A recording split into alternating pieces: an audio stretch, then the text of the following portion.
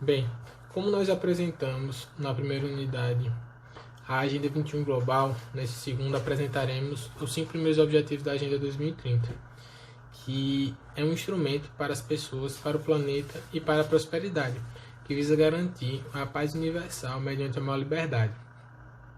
Os países e os membros interessados devem atuar em parceria e fortalecê-las para implementar o plano de ação. Os objetivos: a agenda tem 17 objetivos e 169 metas, que demonstram o grande interesse da nova agenda mundial. Esses objetivos e metas são integrados indivisíveis, equilibrando assim as 3 dimensões do desenvolvimento sustentável: a econômica, a social e a ambiental. Também fomentam ações em 5 áreas importantíssimas para a humanidade e para o planeta, sendo a primeira das pessoas, que visa acabar com a fome e com a pobreza em todas as suas dimensões, e a segunda é garantir a possibilidade de todas as pessoas poderem atingir seu potencial de maneira saudável, natural e equitativa. O segundo ponto diz respeito ao planeta. Primeiramente, a gente percebe que tem um interesse em defender e proteger os recursos naturais, observando a relação entre consumo e produção sustentável, fomentando também uma gestão sustentável melhor dos recursos. E depois a gente observa que devem tomar medidas para tratar das questões relativas às mudanças climáticas que estão acontecendo no planeta. O terceiro ponto diz respeito à prosperidade, que visa assegurar a possibilidade para as pessoas poderem desfrutar uma vida próspera e de plena realização pessoal. Também que o progresso econômico, social e tecnológico ocorra em harmonia com a natureza.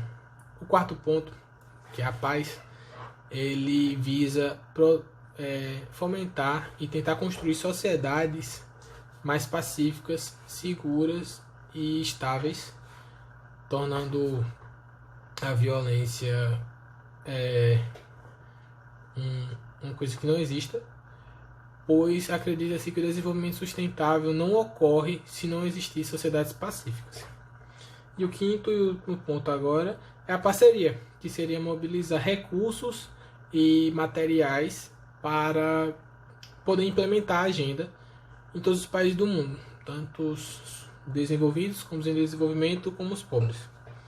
Assim, nos dias 24, 25, 26 e 27 de setembro de 2015, os líderes mundiais e os representantes importantes se reuniram na sede das Nações Unidas em Nova York para decidir sobre todos esses pontos. Então, estabeleceu-se que até 2030 deveriam atingir alguns objetivos, que por exemplo, seriam acabar com a pobreza e a fome, combater a desigualdade dentro e entre os países, construir sociedades pacíficas, justas e inclusivas, e proteger os direitos humanos e promover a igualdade de gênero, e além de promover a proteção e a gestão sustentável dos recursos naturais. Então, os objetivos basicamente saíram daqueles 5 pontos iniciais que eu falei. Aí a gente observa que a agenda reconhece a dignidade da pessoa humana como princípio fundamental e procura estabelecer que todos esses objetivos sejam prontamente aplicados em todo o planeta,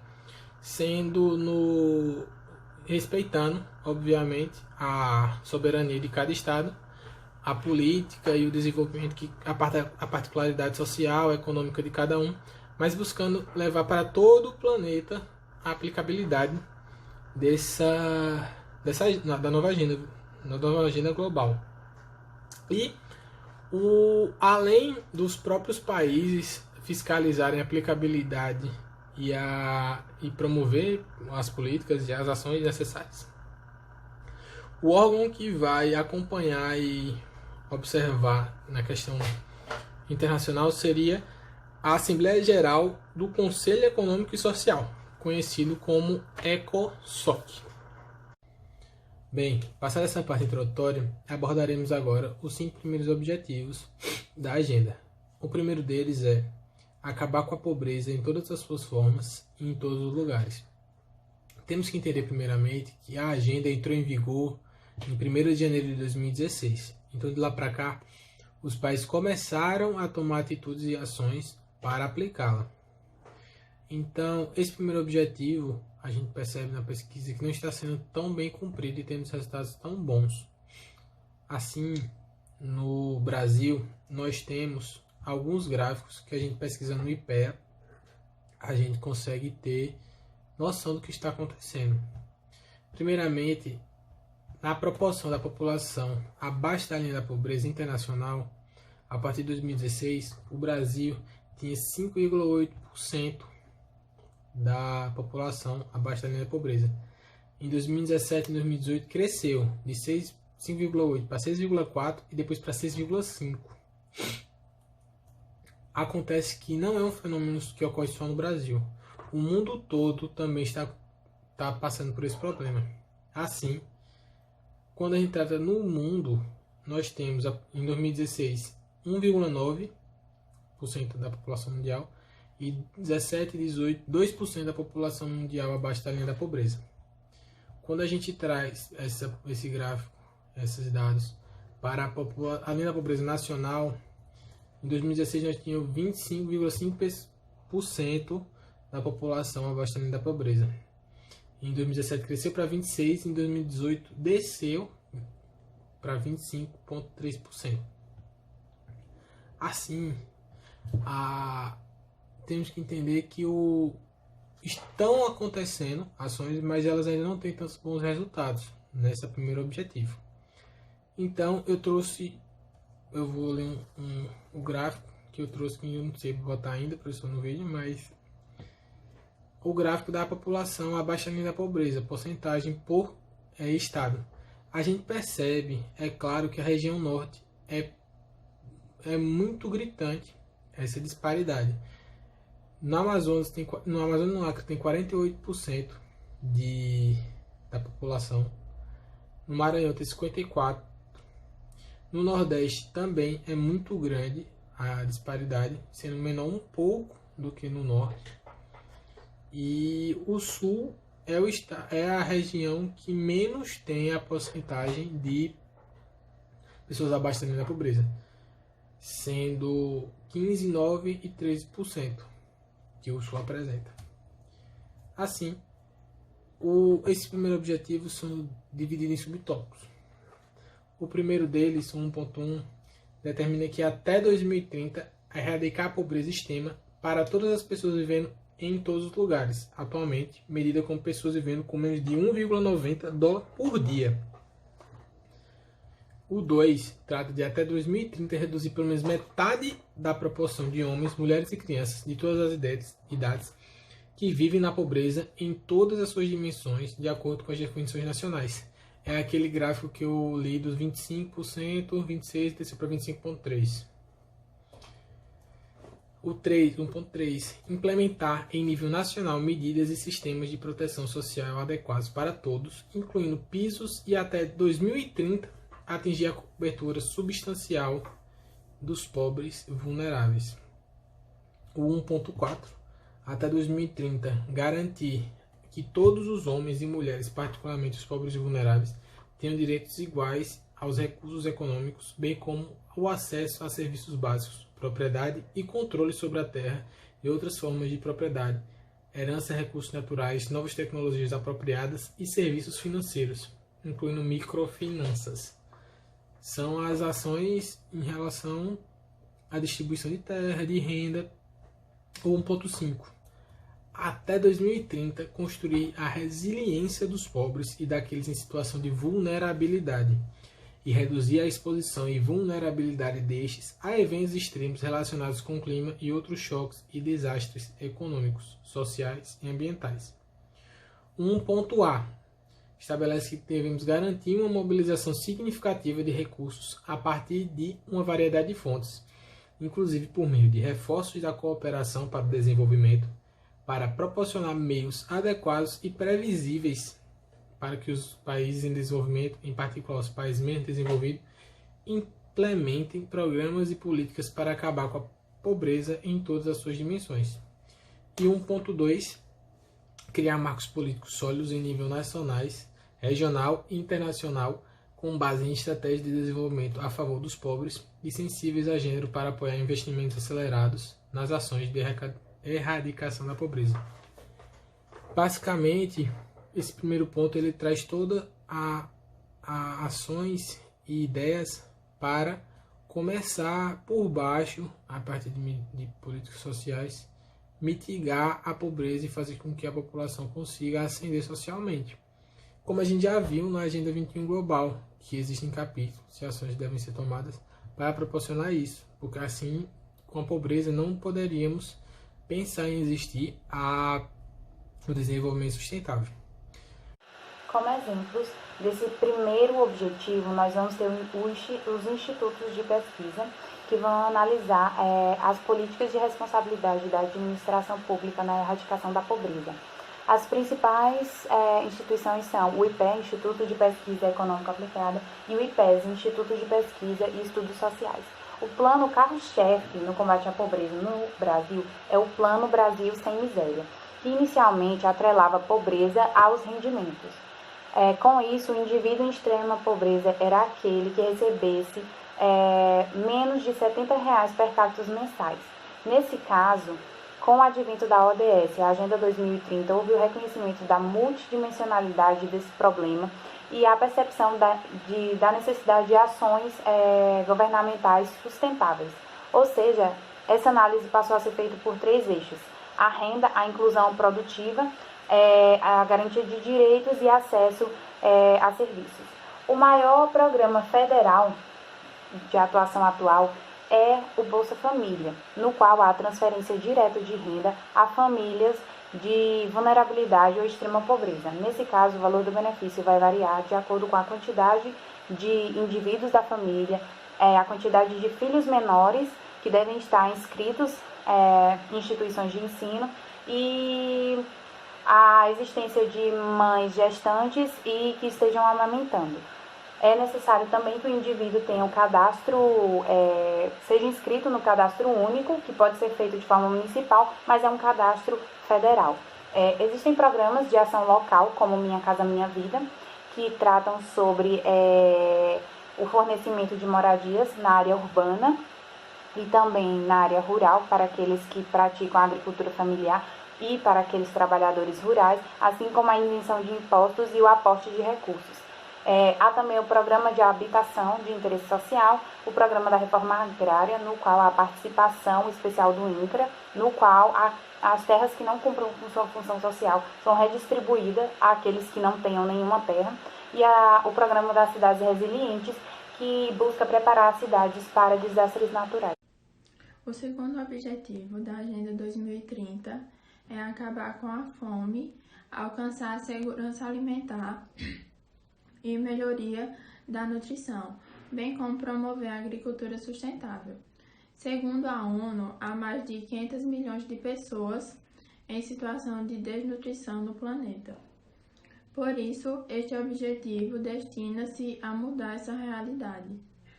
Dentre as metas deste tópico estão: primeiro, até 2030, acabar com a fome e garantir o acesso de todas as pessoas, em particular os pobres e pessoas em situações vulneráveis, incluindo as crianças,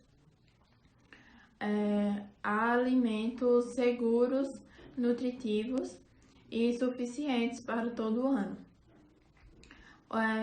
Outra meta é acabar com todas as formas de desnutrição, incluindo atingir até 2025 as metas acordadas internacionalmente sobre nanismo e caquexia em crianças menores de 5 anos de idade, bem como atender às necessidades nutricionais dos adolescentes, mulheres grávidas e lactantes e das pessoas idosas. A terceira meta é, até 2030, dobrar a produtividade agrícola e a renda dos pequenos produtores de alimentos, particularmente das mulheres, dos povos indígenas, agricultores familiares, pastores e pescadores, inclusive por meio de acesso seguro e igual à terra, e outros recursos produtivos e insumos, como conhecimento, serviços financeiros, mercados e oportunidades de agregação de valor e de emprego não agrícola. A quarta meta é garantir sistemas sustentáveis de produção de alimentos e implementar práticas agrícolas resilientes, que aumentem a produtividade e a produção, que ajudem a manter os ecossistemas, que fortaleçam a capacidade de adaptação às mudanças climáticas, às condições meteorológicas extremas, como secas ou inundações e outros desastres, e que melhorem progressivamente a qualidade da terra e do solo. A quinta meta é manter a diversidade genética de sementes, plantas cultivadas, animais de criação domesticados e suas respectivas espécies selvagens, inclusive por meio de bancos de sementes e plantas diversificados e bem geridos em nível nacional, regional e internacional. E garantir também o acesso e a repartição justa e equitativa dos benefícios decorrentes da utilização dos recursos genéticos e conhecimentos tradicionais associados, como acordado internacionalmente. Outras metas são aumentar o investimento, inclusive via o reforço da cooperação internacional em infraestrutura rural, pesquisa e extensão de serviços agrícolas, desenvolvimento de tecnologia e os bancos de genes de plantas e animais. Essas metas destinam-se a aumentar a capacidade de produção agrícola nos países em desenvolvimento, em particular nos países menos desenvolvidos. Este objetivo também abrange as seguintes metas: corrigir e prevenir as restrições ao comércio e distorções nos mercados agrícolas mundiais, incluindo a eliminação paralela de todas as formas de subsídios à exportação e todas as medidas de exportação com efeito equivalente, de acordo com o mandato da Rodada de Desenvolvimento de Doha. Também é uma meta da Agenda 2030 adotar medidas para garantir o funcionamento adequado dos mercados de commodities de alimentos e seus derivados e facilitar o acesso oportuno à informação de mercado, inclusive sobre as reservas de alimentos, a fim de ajudar a limitar a volatilidade extrema dos preços dos alimentos. Com relação a esse segundo objetivo, nós vamos ter o Programa de Aquisição de Alimentos, PAA, no qual vão ser comprados alimentos da agricultura familiar sem a necessidade de licitação para distribuição para famílias que tenham vulnerabilidade alimentícia e nutricional. Nesses casos, o governo busca fortalecer os circuitos de circulação e comercialização locais e regionais, assim como valorizar a produção orgânica e agroeconômica, assim como também incentivar a criação de cooperativas e associações dessas comunidades. O Programa Nacional de Fortalecimento da Agricultura Familiar, PRONAF, ele vai justamente ajudar aqueles indivíduos que foram beneficiados com a reforma agrária e que, por serem de baixa renda, não dispõem de meios para começar sua produção e assim gerar renda para a sua própria família. Nesses casos, eles vão financiar projetos individuais ou coletivos que gerem renda para esses agricultores. No caso, existe também a Garantia Safra, que é voltado para agricultores que sofrem com excesso de seca ou das chuvas. E tem a Embrapa como meio de análise científica para aumento da produtividade e também para que isso ocorra de forma sustentável. Por último, dos exemplos aqui citados, nós vamos ter o Plano Setorial de Mitigação e de Adaptações às Mudanças Climáticas para a consolidação de uma economia de baixa emissão de carbono na agricultura, que é o Plano ABC. Nesse caso, vão ser procuradas formas menos agressivas de produção, assim como também vai ser incentivado eventos e ações para a troca de tecnologia entre regiões no território nacional. Bom dia, vamos falar agora sobre o terceiro objetivo do desenvolvimento sustentável. O terceiro objetivo é sobre assegurar uma vida saudável e promover o bem-estar para todos em todas as idades. Entre as metas do objetivo terceiro da Agenda 2030 estão não apenas a redução da mortalidade neonatal, da obesidade e da erradicação de doenças como HIV, a tuberculose e a malária, mas também a conscientização quanto ao uso de álcool e drogas, e o esclarecimento cada vez maior em torno da saúde mental e da importância do bem-estar psicológico e físico. O terceiro objetivo é subdividido em mais 12 partes, que são elas. O 3.1 diz que, até 2030, reduzir a taxa de mortalidade materna global para menos de 60 mortes por 100 mil nascidos vivos. Até 2030, acabar com a morte evitáveis de recém-nascidos e crianças menores de 5 anos, com todos os países objetivando a reduzir mortalidade neonatal para menos de 12 por mil nascidos vivos e a mortalidade de crianças menores de 5 anos para pelo menos 25 por mil nascidos vivos. O 3.3 diz, até 2030, acabar com as epidemias de AIDS, tuberculose, malária e doenças tropicais neonegligenciadas e combater hepatite, doenças transmitidas pela água e outras doenças transmissíveis. O 3.4 até 2030, reduzir 1/3 a mortalidade prematura por doenças não transmissíveis via prevenção e tratamento e promover a saúde mental e o bem-estar. O 3.5 diz que reforçar a prevenção e o tratamento do abuso de substâncias, incluindo o abuso de drogas entorpecentes e uso nocivo do álcool. O 3.6. Até 2020, reduzir pela mortalidade as mortes e o ferimento global por acidentes em estradas. O 3.7. Até 2030, assegurar o acesso universal aos serviços de saúde sexual e reprodutiva, incluindo planejamento familiar, informações e educação, bem como a integração da saúde reprodutiva e estratégias programadas nacionais. O 3.8. Atingir a cobertura universal de saúde, incluindo a proteção do risco financeiro, o acesso a serviços de saúde essenciais de qualidade e o acesso a medicamentos e vacinas essenciais, seguros, eficazes, de qualidade e preços acessíveis para todos. O 3.9. Até 2030, reduzir substancialmente o número de mortes e doenças por produtos químicos perigosos, contaminação e poluição do ar, da água e do solo. Fortalecer o 3.A. Fortalecer a interpretação da Convenção Quadro para o controle do tabaco em todos os países, conforme apropriado.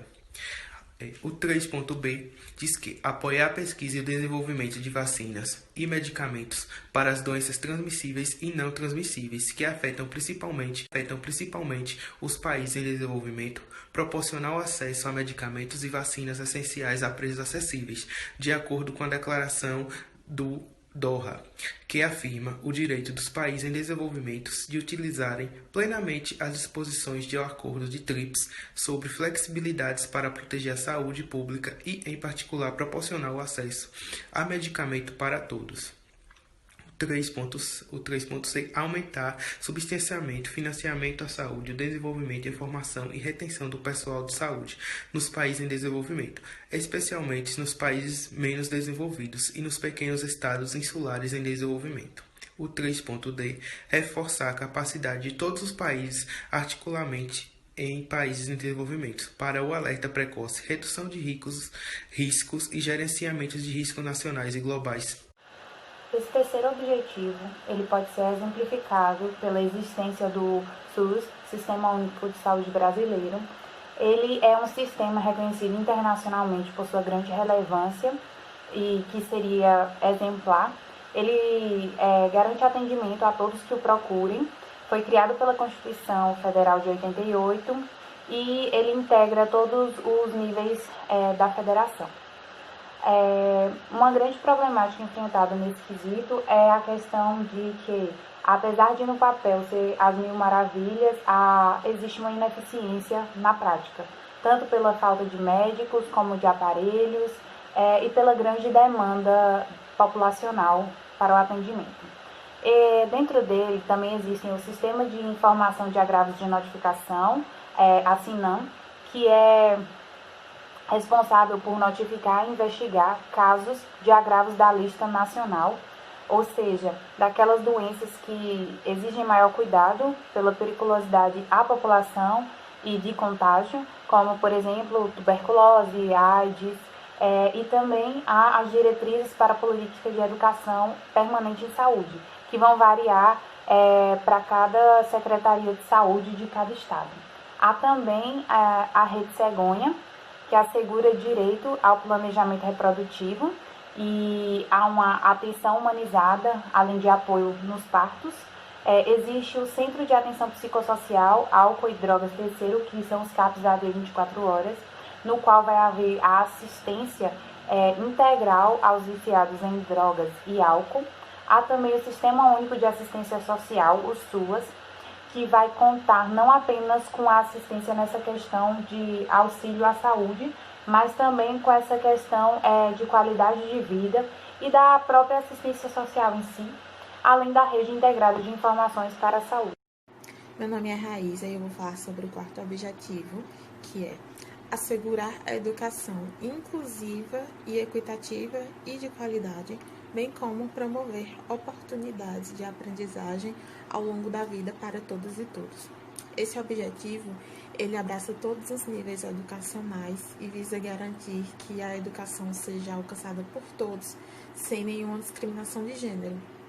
Das metas estabelecidas, nós temos que para até 2020, deva-se ampliar globalmente o número de bolsas de estudo, incluindo programas de formação profissional em países em desenvolvimento e já desenvolvidos. Até 2030, deve-se garantir que todas as meninas e meninos completem o ensino primário e secundário livre, equitativo e de qualidade, e que tenham um acesso a um desenvolvimento de qualidade na primeira infância, para que estejam prontos para o ensino primário.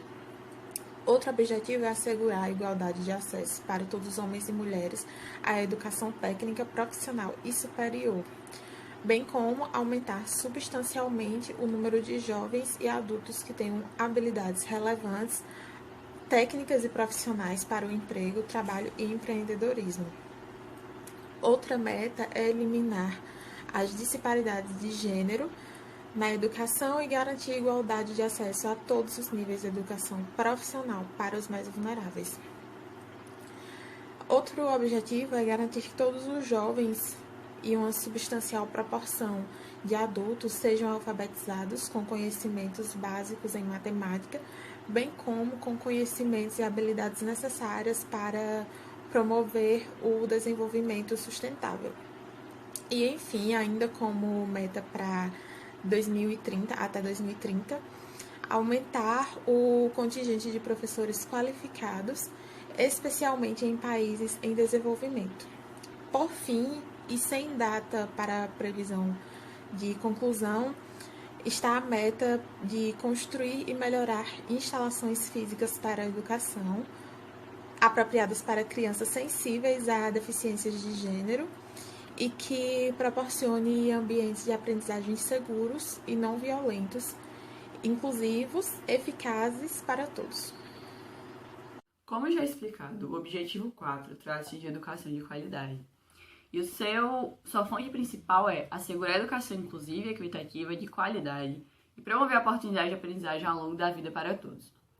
O direito à educação é um direito do indivíduo e está previsto na Declaração Universal dos Direitos dos Homens, que trata da seguinte forma: a educação deve visar a plena expansão da personalidade humana e ao reforço dos direitos do homem e das liberdades fundamentais, e deve favorecer a compreensão, a tolerância e a amizade entre todas as nações e todos os grupos raciais ou religiosos, bem como o desenvolvimento das atividades das Nações Unidas para a manutenção da paz.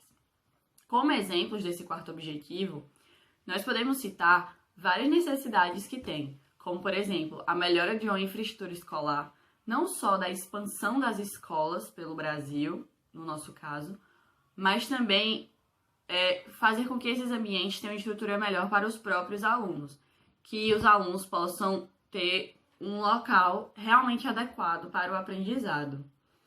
Não só com isso, também tem a questão de buscar a igualdade a partir da educação. Em um país como o Brasil, nós temos diversas disparidades sociais que cada dia, principalmente na área educacional, elas se tornam bem maiores. Como, por exemplo, a gente pode ter um aluno de uma escola da zona urbana e um aluno da escola da zona rural. Querendo ou não, são duas realidades totalmente diferentes que se encontram no mesmo ramo, que é o da educação, mas você tem uma disparidade absurda, justamente porque o dia a dia de um aluno da zona urbana não é igual ao dia a dia de um aluno da zona rural. Também tem a questão de promover uma educação acessível e de qualidade, que é você conseguir fazer com que o mesmo nível educacional chegue a todas as pessoas.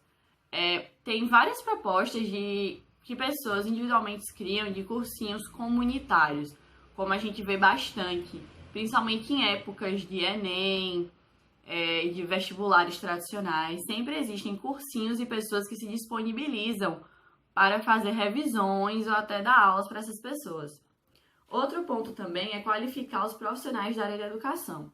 Aqui em Pernambuco, o poder público faz muitos projetos de buscando a qualidade dos profissionais, sempre para aprimorar, né? E no Brasil, em plano federal, nós temos o PNE, que foi aprovado em 2014, que justamente abrange os objetivos estabelecidos pela ONU, pelo objetivo 4, para adaptar a realidade nacional. E também nós temos a questão do acesso à educação básica, que foi incluída na Constituição em 2009, com a emenda número 59, que estabeleceu o direito de todos à educação. Bom, agora eu vou falar um pouco a respeito do objetivo número 5 da ODS, que o título é Alcançar a Igualdade de Gênero e Empoderar Todas as Mulheres e Meninas. A princípio, é necessário abordar a respeito de alguns tratados internacionais que tratam a respeito desse tema e que são de bastante importância. A exemplo da Convenção para a Eliminação de Todas as Formas de Discriminação contra a Mulher, pois essa convenção ela traz diversos conceitos importantes, a exemplo do conceito de discriminação contra a mulher. No seu artigo 1º, essa convenção conceitua a discriminação contra a mulher como uma restrição, qualquer restrição, exclusão ou distinção que seja baseada no gênero ou no sexo e que tenha como objetivo prejudicar ou anular o exercício ou gozo pela mulher de qualquer direito, independentemente do seu estado civil, ou seja, se baseia na igualdade entre homem e mulher.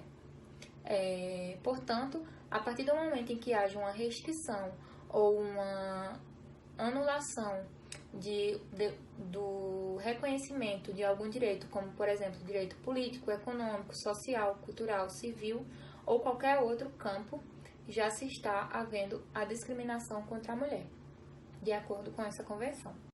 Há também a Convenção de Belém do Pará, que é bastante importante. Já nessa convenção trata sobre o tema da violência contra a mulher, que também é uma forma de discriminação, baseada no gênero. Essa convenção foi bastante importante, inclusive, para a Lei Maria da Penha, que foi uma mulher que sofreu violência pelo seu marido por muitos anos, mas apesar de recorrer ao Estado brasileiro, o Brasil se permaneceu inerte, e aí ela recorreu à Convenção de Belém do Pará, que existe um comitê, colocando em prática o que diz na convenção, já que o Brasil é um país signatário dessa convenção, então ele deveria seguir tudo o que lá estava escrito. Mas com a Maria da Penha não aconteceu, por isso ela recorreu ao comitê e, através dele, conseguiu o seu direito de punir o Estado brasileiro e também punir o seu ex-marido pelas práticas violentas e abusivas. Ou seja, são dois institutos bastante importantes sobre o tema da discriminação contra a mulher e que merecem bastante destaque.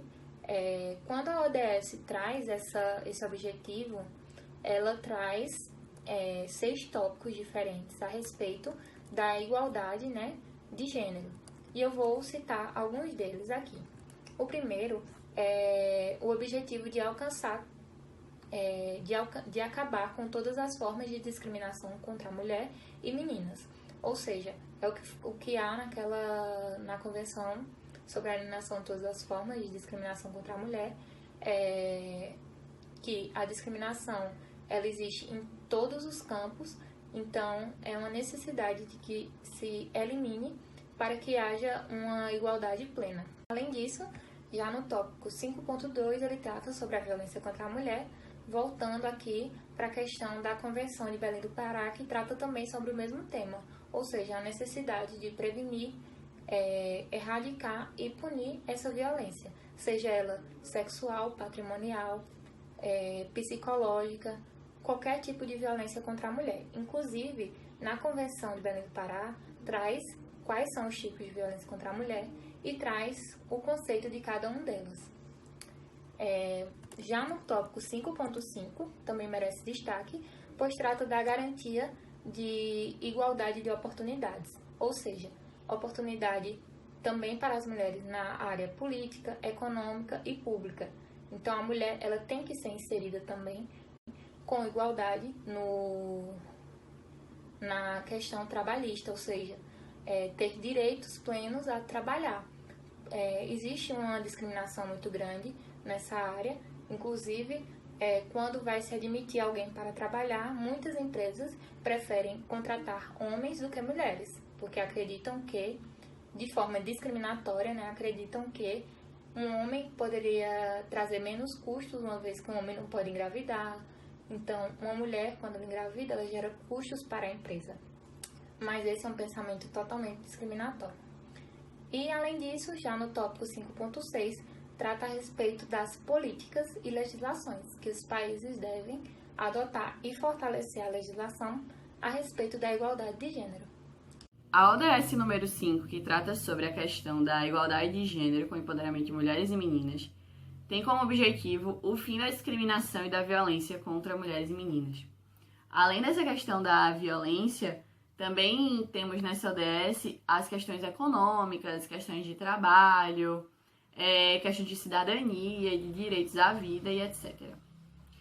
Atualmente, no Brasil, nós temos a Secretaria de Política para as Mulheres, que trabalha com programas e ações que vão de saúde à mulher, questões de violência contra a mulher, até ampliação da representação política feminina nos espaços de poder, que foi o que a gente atualmente está vendo, que existe um enorme crescimento de mulheres, tanto que estão se candidatando a cargos públicos, quanto mulheres que estão sendo eleitas para estes cargos.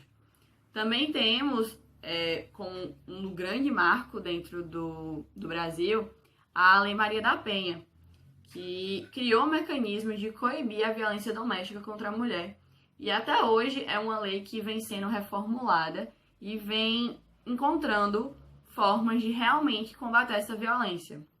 Também teve a Política Nacional de Enfrentamento à Violência, que tem entre suas diretrizes a estruturação de uma rede de atendimento nos estados, municípios e no Distrito Federal, que a gente pode ver ela principalmente na expansão das delegacias de atendimento à mulher, que justamente estão para tratar desses temas.